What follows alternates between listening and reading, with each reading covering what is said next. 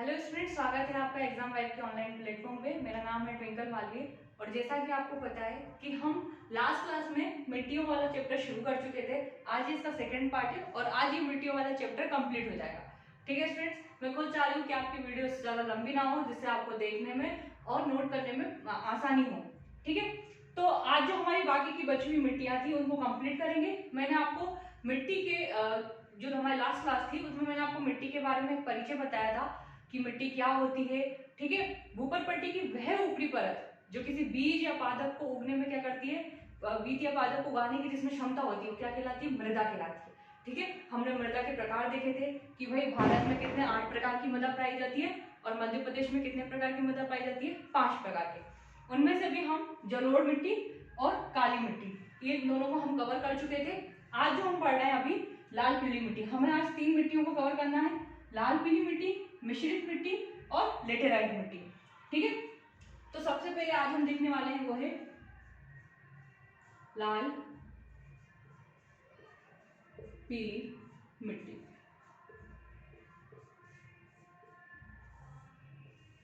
ठीक है, सबसे पहले हम ये देखेंगे कि ये मध्य प्रदेश के किस भाग में मिल रही है। आप देख रहे हैं कि ये मध्य प्रदेश के कौन से भाग में मिल रही है, पूर्वी। इस तरफ क्या होता है, पूर्व। जब भी दिशाओं का आपको निर्धारण करना हो तो आप ऐसा बनाए, ईस्ट वेस्ट नॉर्थ साउथ। अब यहाँ पर आपको जैसे किसी कोई वस्तु है उसकी स्थिति बतानी है तो उसके इस तरफ होगा यानी कि पूर्व। अब हम ये देखेंगे कि लाल पीली मिट्टी कहाँ स्थित है, पूर्वी भाग में, पूर्वी भाग में। और आपको इसीलिए मैंने आपको पहले चट्टाने और पठार पढ़ा दिए, जिससे हमें बताने में मदद मिले कि ये कौन सा क्षेत्र है ना। पठारी रूप में आप देखेंगे तो ये मिलता है आपको बघेलखंड का पठार, और आपको पता है बघेलखंड के पठार को क्या बोलते हैं, पूर्वी पठार भी बोलते हैं।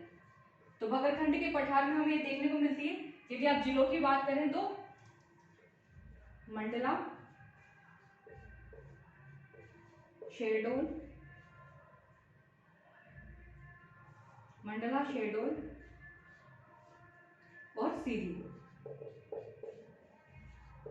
ठीक है, 3 जिले लिख लीजिए आप, मंडला, शहडोल, सीधी। मैंने आपको बताया मिट्टियों की कोई सीमा नहीं होती, लेकिन हम मेनली बता सकते हैं कि इस एरिया में मिलती है। ठीक है, अब ये तो बात हो गई कि ये इस भाग में मिलती है। यदि इसके निर्माण की बात करें, आप है ना, अगर आप बाकायदा एक आंसर राइटिंग कर रहे हैं और हर मिट्टी के बारे में लिख रहे हैं तो आप ऐसे लिखेंगे, स्टूडेंट्स पॉइंट्स बना बना के लिखेंगे। जैसे कि मैं यहाँ पे बता देती हूँ, जैसे कि आपने पहला पॉइंट बना दिया विस्तार का, किसका विस्तार कहाँ है। दूसरा बना दिया प्रकृति का, इसकी प्रकृति कैसी है ना। तीसरा बना दिया कि ये इसका निर्माण कैसे हुआ है, जैसे मैंने आपको बताया कि चट्टानों के अपरदन आश्रय से हुआ है ना। हर मिट्टी के बारे में मैंने बताया। हमने काली मिट्टी के बारे में देखा है कि लावा चट्टानों के अपरदन और अपक्षय से, यानी कि दक्कन टाइप की चट्टानों से इसका निर्माण हुआ है। ठीक है, फिर उसमें आप लिख सकते हैं फसलें, उर्वरता, 5वें में आप लिख सकते हैं उर्वरता। ऐसी चीजें आप लोग क्या कर सकते हैं, लिख सकते हैं पॉइंट बना के। मैं यहाँ पर आपको ऐसे बताती जा रही हूँ। ठीक है, तो सबसे पहले हमने इसका क्या देख लिया, विस्तार देख लिया। दूसरा हम इसका अगर निर्माण देखें, निर्माण, इसका निर्माण कैसे हुआ है, तो आप देखेंगे इसका निर्माण रवेदार, इसका निर्माण कैसे हुआ है, रवेदार। और हमने 3 प्रकार की चट्टानें पढ़ी थी, है ना, आग्नेय, अपसादिक और कार्यांतरित, जिसको हम रूपांतरित भी बोल रहे थे। आग्नेय और अपसादी चट्टानों के रूपांतरण के फलस्वरूप जो बनती है चट्टानें, उन्हें हम क्या बोलते हैं, रूपांतरित या कार्यांतरित। तो रूपांतरित चट्टानों के या कार्यांतरित चट्टानों को भी लिख सकते हैं आप, चट्टानों के अपरदन व अनाच्छादन से। ठीक है, अब यदि इसकी प्रकृति की बात करें तो इसकी प्रकृति कैसी होती है, अम्लीय से क्षारीय, है ना, अम्लीय से क्षारीय। ये आपने पहली बार सुना। या तो हम प्रकृति देख रहे थे मैडम उदासीन है, या हम देख रहे हैं क्षारीय है, या हम देख रहे हैं अम्लीय है। लेकिन अम्लीय से क्षारीय प्रकृति दिख रही है, प्रकृति अम्लीय से कैसी है, अम्लीय से क्षारीय। ये कैसे हो गई, क्योंकि इसका जो पीएच मान है ना, इसका जो पीएच मान है वो हमें कैसा मिलता है, 5.5 से 7.5, 5.5 से 7.5 तक। तो हम कैसे बोल सकते हैं इसकी प्रकृति कैसी है, अम्लीय से क्षारीय। और यदि आप मध्य प्रदेश की बात करें, एमपी की, कि एमपी के कितने परसेंट भूभाग पाए जाते हैं स्टूडेंट्स, कहीं आपको 33 मिलेगा, कहीं 37 मिलेगा, ठीक है। एक दो स्टैंडर्ड बुक्स में मैंने देखा है और में 36 भी लिखा हुआ है, तो आप तो 36 मान के चलिए, कहीं आपको 33 भी सुनने में मिल सकता है, कहीं 37 भी सुनने में मिल सकता है, ठीक है। लेकिन मैं आपको 36 बता रही हूँ, बाकी आप जिन बुकों पे आपको ज्यादा वो हो ट्रस्ट, आप उस हिसाब से उसको कर सकते हैं। हमारे अनुमान तक हमें लिखने के लिए तो आप लगभग भी लिख सकते हैं इसके आगे, 36% भाग पर ये क्या होती है, ये पाई जाती है, ठीक है। अब यदि ये देखा जाए कि इसको लाल पीली क्यों बोल रहे हैं, ठीक है, तो उसका भी कारण है। इसका जो लाल रंग है वो आयरन ऑक्स, वो जो क्या है, लाल रंग और पीला रंग, यदि हम बात करें कि लाल रंग और पीला रंग क्यों पड़ रहा है, तो लोहे के ऑक्सीकरण के कारण इसका रंग कैसा है, लोहे के ऑक्सीकरण के कारण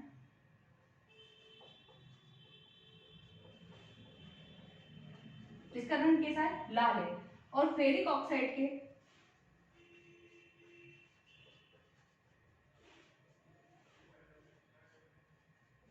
जल अपघटन के कारण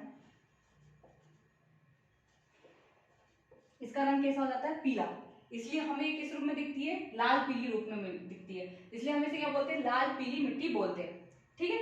ये तो हो गई इसके बारे में कुछ बातें। अब हमें ये देखने, इसमें फसलें देखें, आप फसलें देखेंगे अगर हम, मैं इतना मिटा रही हूँ, आप लोग चाहे तो अभी इसका स्क्रीनशॉट ले लीजिए, ठीक है, मैं इसको मिटा। यदि हम फसलों की बात करें तो आपको मैंने जलवायु पढ़ाई थी, जलवायु में मैंने वर्षा इसीलिए आपको पढ़ाई थी, आपको ये पता है कि जो मध्य प्रदेश का पूर्वी भाग है वो मानसून की दोनों शाखाओं से वर्षा प्राप्त करता है। और यदि मैंने इसकी आपको बताया हो, मैंने इसकी औसत वर्षा आपको बताई थी, लगभग 125 सेंटीमीटर औसत या उससे ज्यादा भी हो सकती है।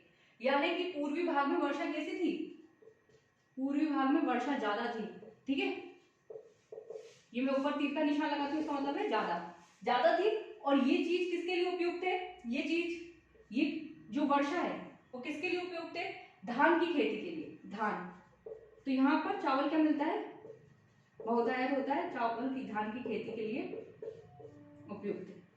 ये जो वर्षा हो रही है यहाँ पर इस और मिट्टी, ये सब किसके लिए उपयुक्त है, धान की खेती, यहाँ धान की खेती की जाती है। चलिए, तो ये हो गया हमारा किसके बारे में, लाल पीली मिट्टी के बारे में। हमने इसका निर्माण देख लिया, इसकी प्रकृति देख ली, ठीक है। तो आप लोग चाहे तो इसको नोट करिए। फिर हम लोग क्या करेंगे, हम नेक्स्ट पे आएंगे, नेक्स्ट पे हम लोग ये देखेंगे कि मिश्रित मिट्टी और लेटेराइट मिट्टी क्या होती है।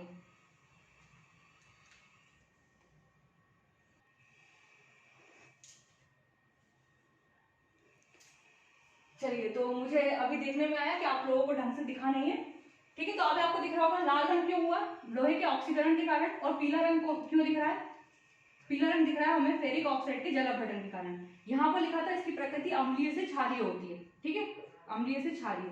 और यदि स्टूडेंट्स अगर इसमें आप तत्व की बात करें तो जैसा मैंने आपको बताया है कि भारत की हर मिट्टी में नाइट्रोजन और ह्यूमस की क्या है, कमी है, ठीक है। तत्व की यदि हम बात करें तो आप देखेंगे इसमें चूने की अधिकता होती है,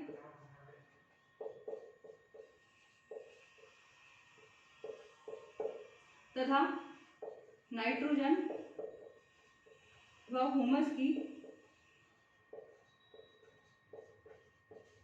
कमी। ये आपको हर इसमें लिखना है, हर मिट्टी के पॉइंट में ये लिखना है, ठीक है।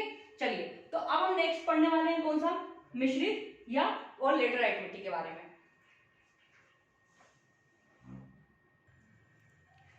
ठीक है स्टूडेंट्स, अब हम पढ़ने वाले हैं मिश्रित मिट्टी के बारे में। सबसे पहले अगर हम लोकेशन देखें तो मिश्रित मिट्टी की लोकेशन आपको यहाँ पर दिखती है कुछ इस तरीके से, ठीक है। आप लोगों को क्या करना है, अगर आप नोट्स बहुत अच्छे से बना रहे हैं तो आप यहाँ पे पॉइंट्स डालते जाएंगे, ठीक है। ये मैंने एक लिख के दिखा दिया आपको, इस तरीके से आपको पॉइंट आगे हेडिंग भी डालनी है, ठीक, कि निर्माण और प्रकृति और फसलें, ये सब चीजें, ठीक है। मिश्रित मिट्टी के बारे में हम देखें तो ये कम उपजाऊ रहती है, अदर मिट्टियों की अपेक्षा क्या होती है, कम उपजाऊ रहती है। ग्रेनाइट और नीस की चट्टानों के अपरदन और अनाच्छादन से बनती है, ठीक है। प्रकृति इसकी भी वही होती है, अम्लीय से क्षारीय प्रकृति होती है।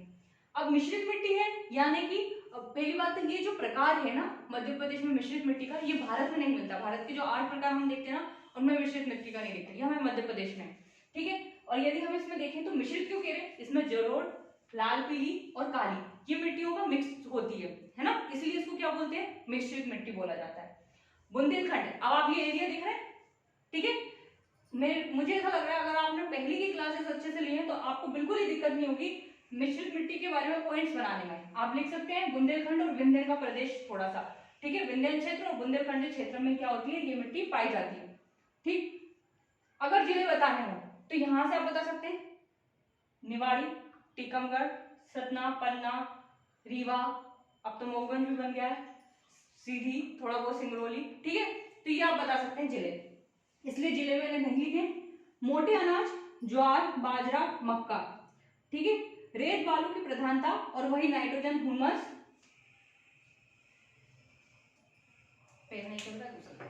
रेत और बालू की प्रधानता है, वहीं आप देखेंगे नाइट्रोजन, ह्यूमस और आप कार्बनिक अकार्बनिक पदार्थ भी लिख सकते हैं आप, उनकी क्या होती है, कमी, ठीक है।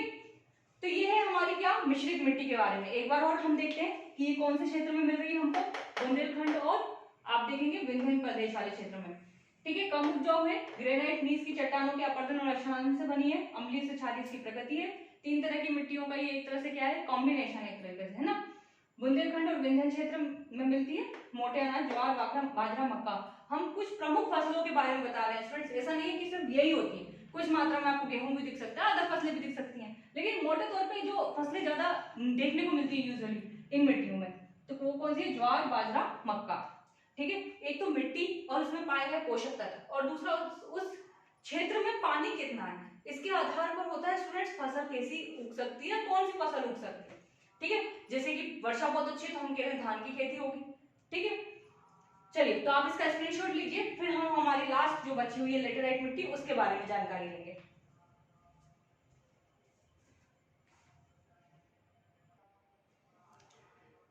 ठीक है स्टूडेंट्स, अब हम लेटेराइट मिट्टी के बारे में पढ़ने वाले हैं, ठीक है। लेटेराइट मिट्टी आपको दिख रहा होगा मध्य प्रदेश की कौन से भाग में, फिर आप जाके दिशाओं को देखिए, ये आपको दक्षिण की तरफ दिख रहा है, तो दक्षिणी भाग में, दक्षिणी भाग में हमें इस एरिया में देखने को मिलती है कौन सी, लेटेराइट मिट्टी। खास बात ये है स्टूडेंट, ये मिट्टी उस क्षेत्र में देखने को मिलती है जहां वर्षा ज्यादा होती है, वर्षा ज्यादा होती है, थोड़ा बहुत पर्वतीय क्षेत्र होता है, ठीक है, हम भी मान के चल सकते हैं, क्योंकि पर्वतीय क्षेत्र में जैसे ज्यादा वर्षा होगी तो उधर से पानी बहेगा और कटाव के कारण निक्षालन के फलस्वरूप, निक्षालन की जो क्रिया होती है, यानी कि मिट्टी का ही कटाव या पर्वतीय क्षेत्रों के जो कटाव के फलस्वरूप ये मिट्टी क्या होती है, इकट्ठा होती है। इसका रंग आप देखें तो जो ईंट का कलर होता है उस रंग की हमें देखने को मिलती है लेटेराइट मिट्टी, ठीक है। ये मिट्टी सर्वाधिक आपको देखेंगे केरल में बहुतायत देखने को मिलती है ना, बहुतायत मात्रा में केरल में मिलती है। उपजाऊ में यदि आप देखें तो उपजाऊ कैसी होती है, ये कम उपजाऊ होती है, ठीक।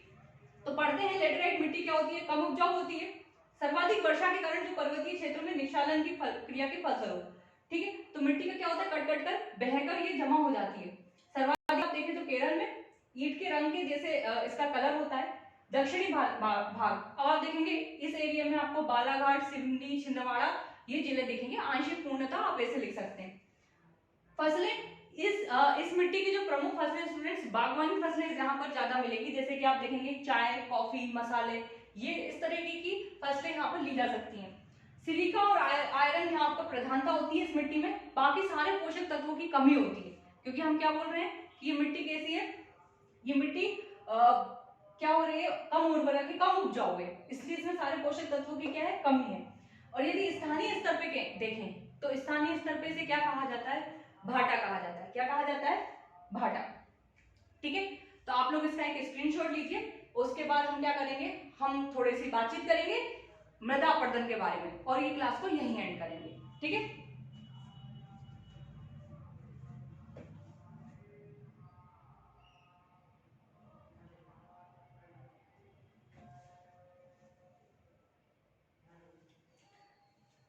चलिए, तो उम्मीद है आपने स्क्रीनशॉट ले लिया होगा।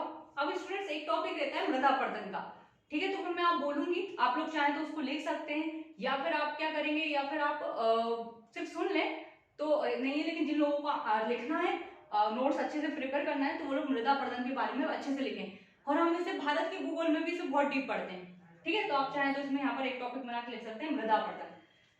तो यदि हम देखें कि मृदा अपरदन क्या होता है स्टूडेंट्स, प्राकृतिक या कृत्रिम कारणों से, कृत्रिम कारणों में कौन से, कृत्रिम का मतलब होता है जहां जो चीज प्राकृतिक नहीं है, जो चीज मानव द्वारा की जा रही है, ठीक है।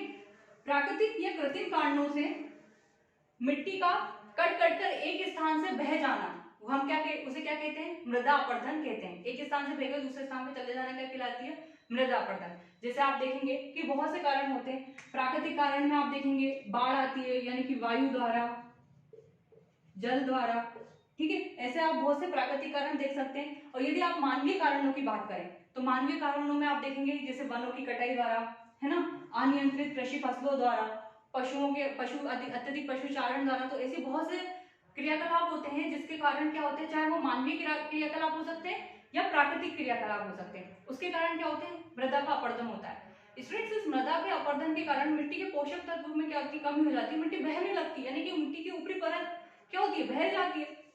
तो इसको एक नाम दिया हुआ है मृदा अपरदन को कृषि के परिप्रेक्ष्य में से क्या कहा जाता है, रेंगती हुई मृत्यु, रेंगती हुई मृत्यु। अगर आपसे पूछा जाए रेंगती हुई मृत्यु किसे कहते हैं, तो मृदा अपरदन को कहते हैं। स्टूडेंट्स, बहुत से तरीके के अपरदन होते हैं, लेकिन एक जो प्रमुख अपरदन हमें देखने को मिलता है हमारे यहाँ, वो है अवनालिका अपरदन। आपको मैंने बताया था कि चंबल नदी जब यहाँ पर इस क्षेत्र में मिलती है, हमारे मध्य प्रदेश के उत्तरी क्षेत्र में जाती है, तो बहुत लंबी लंबी क्या करती है, खड्ड भूमियों का और बेहड़ों का निर्माण करती है और नाली का नुमा संरचना बनाती है। सिर्फ चंबल नदी नहीं, ताप्ती नदी भी पड़ती है। तो यहाँ पर कौन सा अपरदन देखने को मिलता है, मध्य प्रदेश में अवनालिका अपरदन, अवनालिका अपरदन, ठीक है। यानी कि नदी क्या करेगी, नदी जो ये नदी बह रही है तो आसपास में क्या करेगी, बहुत गहरी गहरी घाटियों का क्या कर देगी, निर्माण कर देगी, बहुत लंबी लंबी घाटी बना देगी, तो उसे हम क्या बोलते हैं, अवनालिका अपरदन कहते हैं। ताप्ती नदी द्वारा भी आप भैंसा देवी वगैरह के एरिया में देखेंगे तो आपको ताप्ती नदी द्वारा भी पता चलेगा कि उसके द्वारा भी क्या किया जाता है, अवनालिका अपरदन किया जाता है। स्टूडेंट्स, इसके दूर करने के उपाय आप चाहें तो लिख सकते हैं कि हमें वृक्षारोपण करना चाहिए, वनों की अनियंत्रित कटाई को रोकना चाहिए, ठीक है, अनियंत्रित पशुचारण को रोकना चाहिए, फसलों का एक सही क्रम होना चाहिए, और भी बहुत से जो मानवीय और प्राकृतिक कारण है उनसे थोड़ा सा बचने का प्रयास करना चाहिए, है ना। खेतों में मेड़े बना लेना चाहिए, जिससे क्या हो, बाढ़ के पानी से वो मिट्टी बहे ना। ऐसे बहुत से कारण हो सकते हैं। और सरकार द्वारा आप देखेंगे तो बहुत सी योजनाएं चलाई जाती हैं, ठीक है, योजनाएं भी आप लोगों को पढ़ना है। अगर आपको ऐसा है कि आपको हर चैप्टर वाइज कुछ ना कुछ मिलेगा, जैसे वनों के लिए या नदियों के लिए या फिर मिट्टियों के लिए, तो इस तरीके की आप क्या कर सकते हैं, योजनाओं को वहीं लिख सकते हैं, या फिर आप एंड में जाकर भी सरकारी योजना जो जो आपको करंट अफेयर्स में पढ़ते आए तो आप वहां पे भी लिख सकते हैं, ठीक है। तो ये हो गया थोड़ा बहुत आपको मैंने मृदा अपरदन के बारे में ज्यादा डिटेल में नहीं, थोड़ा पढ़ाया है, ठीक है। कभी हम इसको चैप्टर को लेंगे, अगर भारत का भूगोल पढ़ेंगे तो उसको बहुत डिटेल में पढ़ेंगे, है ना। चलिए, तो आज की क्लास को हम क्या करते हैं, यही खत्म करते हैं। उम्मीद है आपको ये मिट्टियों वाला चैप्टर अच्छा लगा हो, समझ में आया हो, पसंद आया। इसी तरह की और वीडियोस के लिए हमारे चैनल को क्या करना है, लाइक करना है, शेयर करना है, सब्सक्राइब करना है। Thank you.